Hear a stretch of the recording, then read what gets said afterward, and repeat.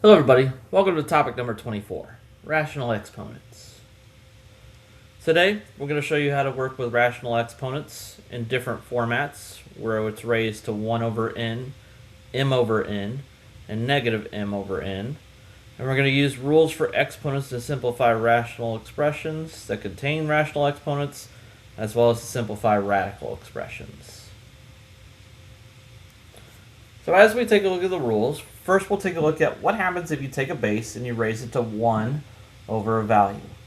Well, if n is a positive integer greater than 1, and the n is the index, then we can basically go through and we take the denominator, and it simply becomes the index.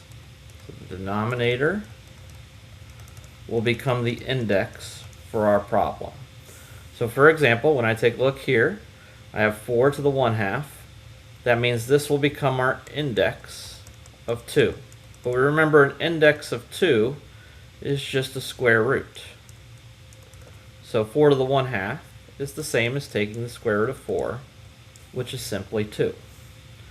Here, 64 to the 1/3, our index is 3. So this is the cube root of 64. What number times itself 3 times gives me 64, which is 4. Here, I'm going to take the 4th root of 81 to the 8th power.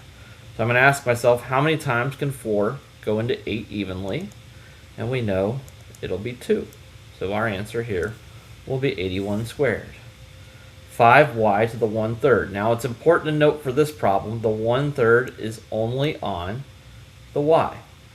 So again, the 5 doesn't change, but now the y becomes part of the cube root.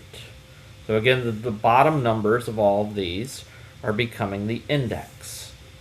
If I have an index of 2, that's just taking the square root. So if I raise something to the 1/2 power, that's me just taking the square root. If I raise it to the 1/3 power, that's me taking the cube root. And in this case, the cube root of x doesn't simplify. Here, I want to take the square root of 64, making sure I'm not actually taking the square root of negative 64. So this is the opposite of the square root of 64. Well, the square root of 64 is 8, so the opposite of that would be negative 8. Please understand that if I were to have this would be taking the square root of negative 64. And we know we can't take the square root of a negative number, so that doesn't exist. Here, the 1/2 is only going on the 64. It's not going on the negative. And here I want to take the cube root of 125x to the 9th. What number times itself 3 times gives me 125? That's 5. And then again, for exponents, remember we divide by the index. 9 divided by 3 gives me 3. So if I have 1 over a number, the bottom number simply becomes the index for my radical. Well, what happens if I don't have a 1 anymore and I have a number? Well, simply put, that bottom number is still going to be the index, and the top number now becomes the exponent on the inside. So again, bottom number becomes the index. The top number always goes on the inside, or you can kind of put it on the outside, whatever is easier for you. So when I take a look here, this is going to be the index. I'm going to have an index of 2, which is simply a square root.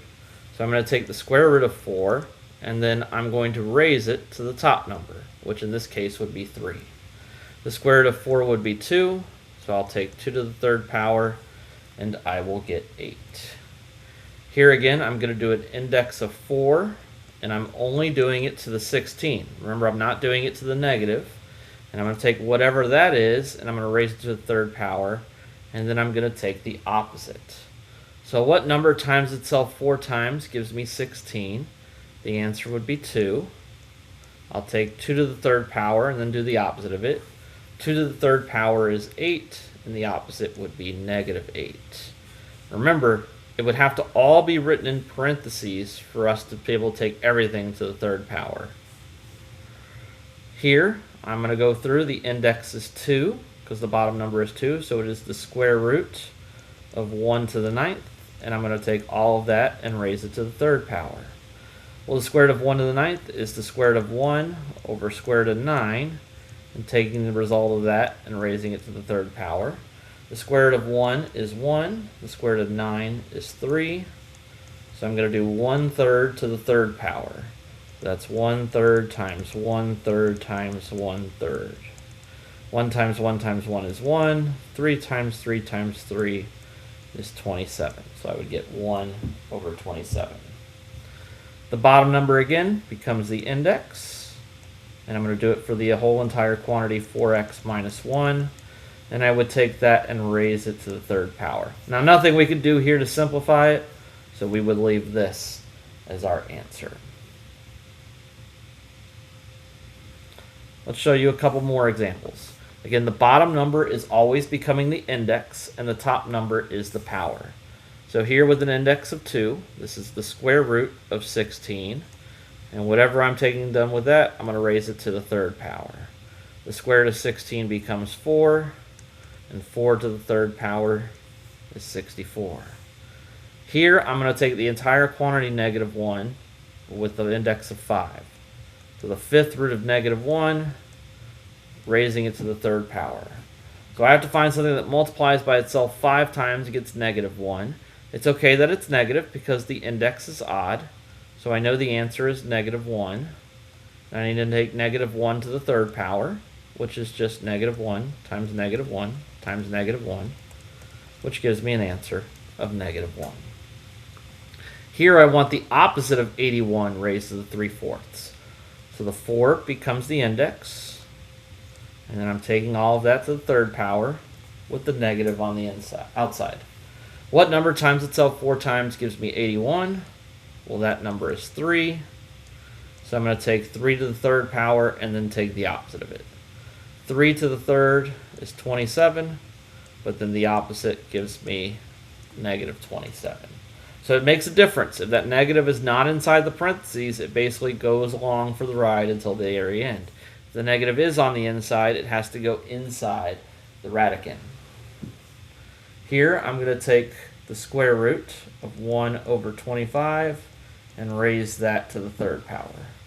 Well, the square root of 1 over 25 is the square root of 1 over the square root of 25, all raised to the third, or 1 to the fifth raised to the third. 1 times 1 times 1 is 1. 5 times 5 times 5 is 125. So this comes out to be 1 over 125. So again, the bottom number still becomes the index, and the top number becomes the exponent that you're raising everything to on the outside. What happens if the exponent is negative? Well, we learned we can't keep exponents negative, so all we're simply going to do is it's going to flip spots. So here, if it's negative, it's going to go down to the denominator, and then it's going to become positive. And the opposite will be true. If I had 1 over a to the negative m over n, and I wanted to make this positive, then it would come to the top, and it would become positive. So let's show you here. So I have 16 to the negative 3 over 4ths. So I'm going to rewrite this as 1 over 16 to the 3/4. Now I can go through and do what I've done down here before. The 4 becomes the index, and I'm going to take everything and raise it to the third power. What number times itself 4 times gives me 16? Well, that's 2, and then 2 to the third power is 8. So I essentially did what I did on the last problem, except everything is in the denominator there because it started out as a negative exponent. Let's do the same here. I'm taking everything here, including the negative, down to the bottom. So it's 1 over negative 27 to the 2/3, which means it's now going to be the cube root of negative 27, and I'm going to raise that to the second power. So what number times itself 3 times gives me negative 27, and it's okay that it's negative because this is odd. The answer here would be negative 3. So I need to take negative 3 to the second power, in which case I would get 1 over 9.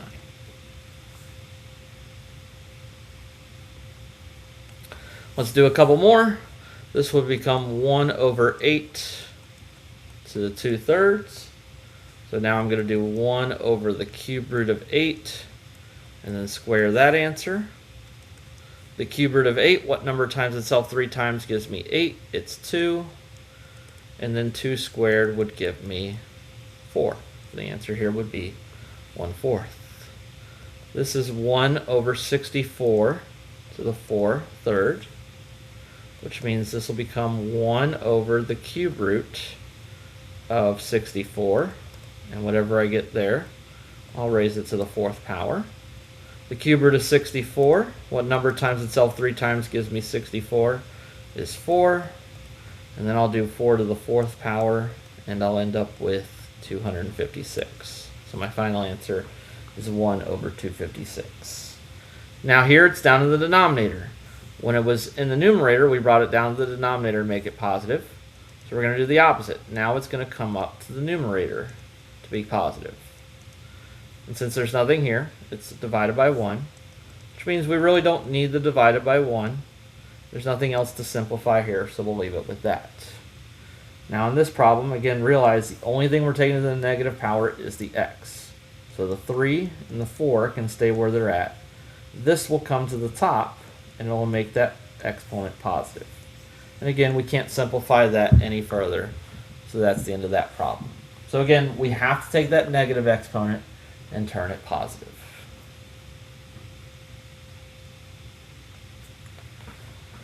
So here again is a summary of exponent rules we should have learned along the ways, and we're going to use a lot of these to help us answer these problems, but now just realizing our exponents are going to be fractions.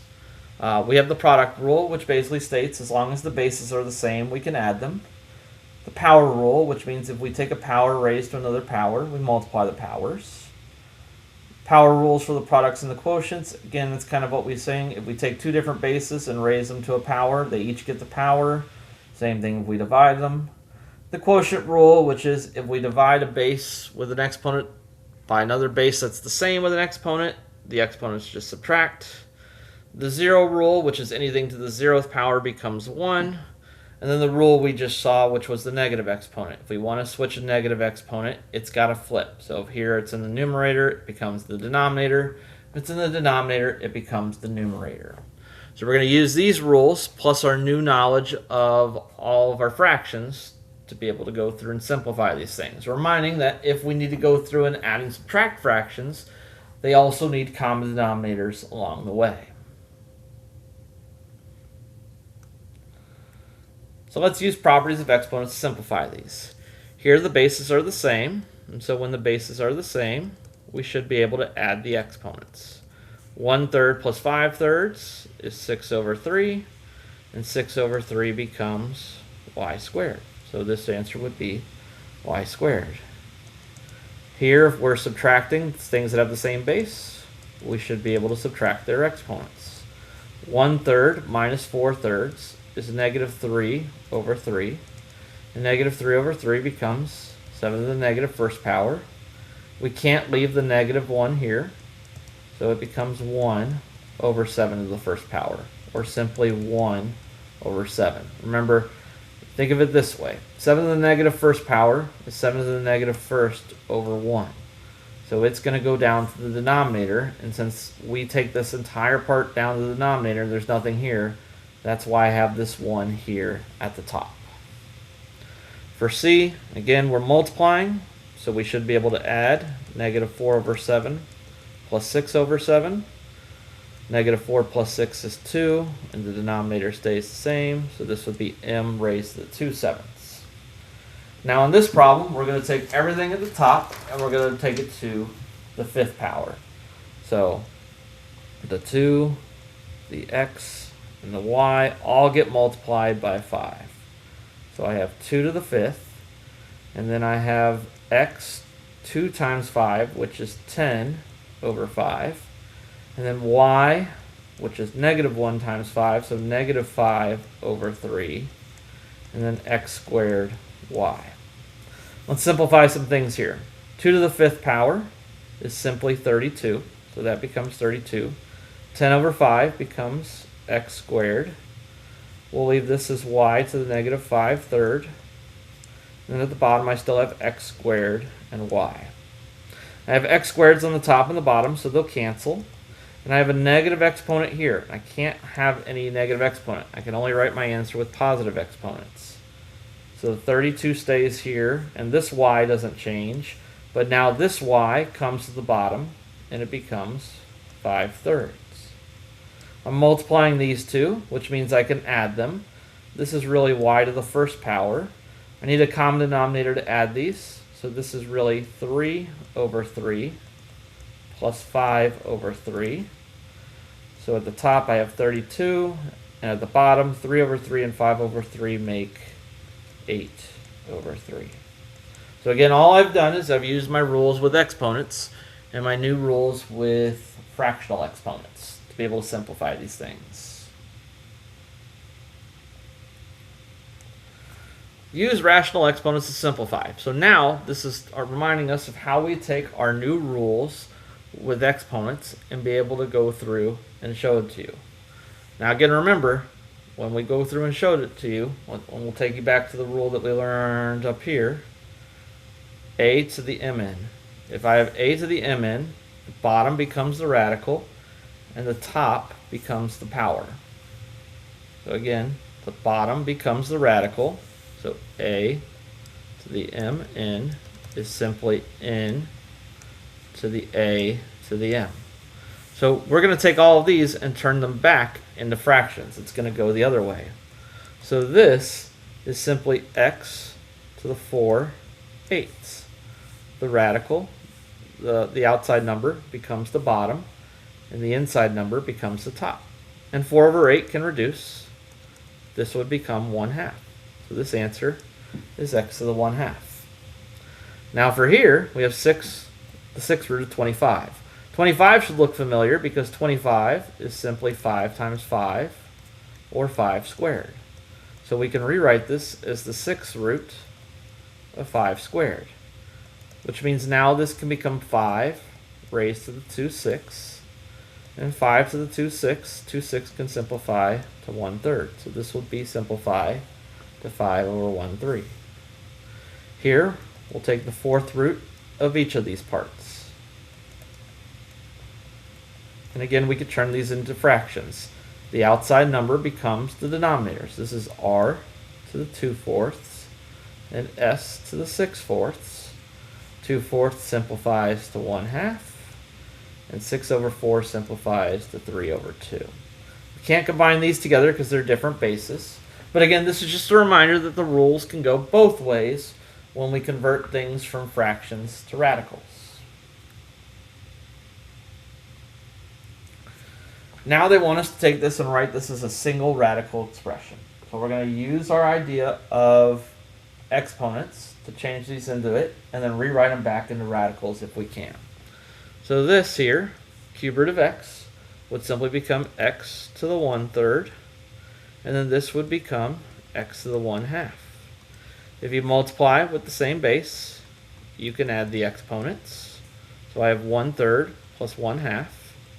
I need common denominator, so 3 and 2, the common denominator would be 6.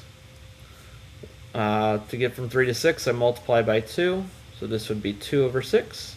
And to get from 2 to 6, I would need to multiply by 3, so this would be 3 to the 6, which means this would be x to the 5/6. And again, now we can rewrite this as a single radical expression. The bottom number becomes the index, and the top number becomes the power on the inside. Here, this is saying y to the 1/8 over y to the 1/9. And when we divide with the same base, we're really going through and subtracting 1/8 minus 1/9. I need common denominators between 8 and 9. The common denominator would be 72. 8 to 72 goes 9 times, so this would be 9. 9 to 72 goes 8. 8 times 1 is 8. 9 minus 8, this is 1/72. So now this would become the 72nd index of y, the one we don't need to write. Again, let's change these into fractions. This would be no power here, so we assume that's like a 1. So this is x to the 1/12 times x to the 2/3. We're multiplying, which means we can add the exponents. In order to do this, I need a common denominator. So 12 and 3, we can keep 12 as our common denominator. 3 goes into 12 4 times. 2 times 4 is 8. So this would become x to the 9/12. And 9/12 would simplify to 3/4. And now we could turn this back into a radical. The 4 becomes the index, and the 3 becomes the power. So again, now we're using this idea of radicals and fractional exponents to be able to simplify things either way.